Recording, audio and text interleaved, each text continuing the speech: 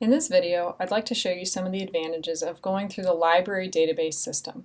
So I'm on the Logan homepage here, and I'm simply going to click on Library. And it's going to give me some options. So many of you are off campus, which means that you will be going to the off-campus access. When you click on that, it tells you on the first page, what do you need to use for your username? What do you need to use for your password? It's going to be so important to you to make sure that you've got all this set, because this is what gives you access to our on-campus databases.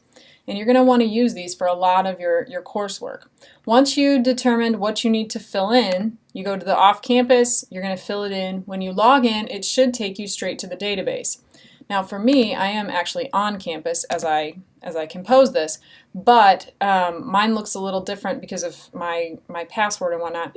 If you do have issues logging in, please contact Judy Vineyard or one of the library staff so that they can help you. Sometimes your name might be misspelled in the directory. I go by Nikki for everything, but they have me listed as Nicole. It just depends. So if you do have trouble, give them a call. What I'm going to do is go down to the home page here and show you what's going on here. There's a lot of really good options here. They give you the hours. You have this opportunity to call a librarian, right, to ask away, to get help from a librarian. You'll notice you also have the off-campus link here, and they have put it in red for you to draw your attention to it. For the most part, what we will be doing is within Find Journals and Articles. Again, if accessing from off campus, you need to go here. We'll probably come back to OneSearch, but I want to start with this database in alphabetical order. If you know specifically what you want to look at, this is a great place to start. Okay? If you're looking for a controversial topic, for example, we have things like CQ Researcher, and when we click on this, it specifically gives you issues that are happening today. You can do a search for those issues. You can look at different, recent issues. They have all kinds of full text, which is fantastic for researching. If you keep scanning down, we've got issues and controversies, very similar, right? You can put in the search. As I'm recording this video, the presidential race is definitely hot. If you access all topics, it's going to send you to this huge list of things that you could possibly pursue. And you'll notice they have dates behind them. This is the last date of access on that file. And when you click on these files, it does. It gives you an entire file of information. It shows you all the background with it.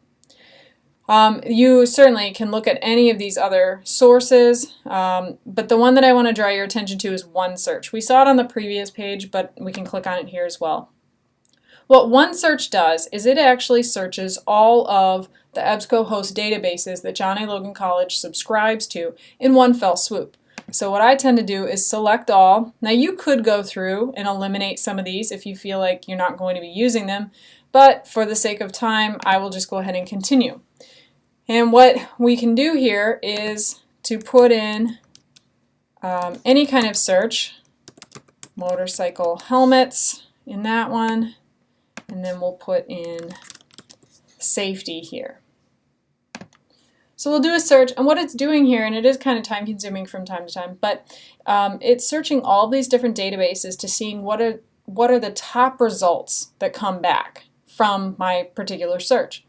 And again, you want to consider your search. Do you find what you really want? Are you not finding it? And make sure you use these search parameters to kind of refine it. Now you can see that I have 223 results, and I really like that my first three are academic journals because I know that that's scholarly and credible. As I continue to look through, there's a whole bunch of journals, but 223 is just a lot for me to wade through. So I'm going to limit this to full text, and I'm also going to limit it to scholarly peer-reviewed journals that have been published in the last, let's say, 10 years. There it goes. So I'm going to update this, and I'm going to wait as it goes back through again.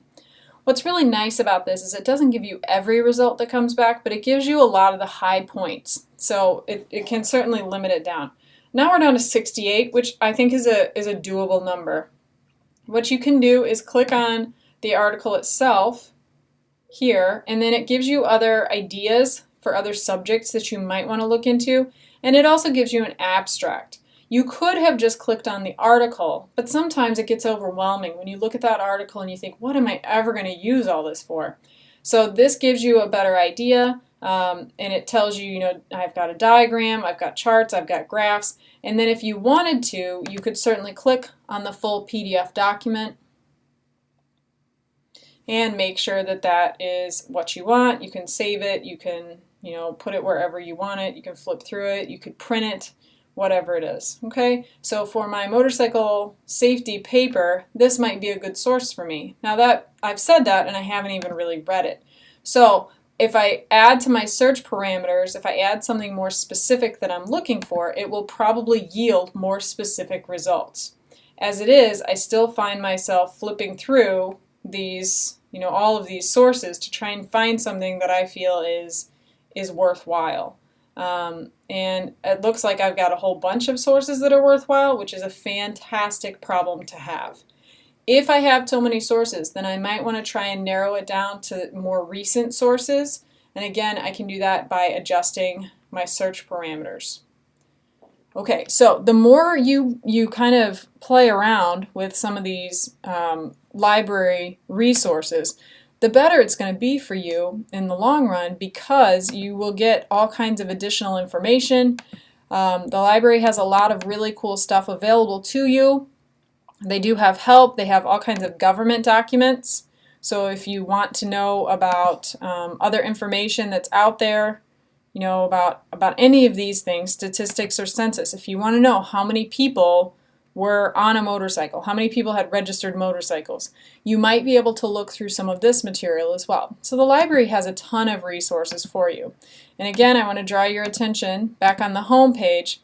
If you have a question, you can email the library itself and they'll get back to you. You can contact Askaway, right, and they will get back to you. Or certainly you can contact me as well.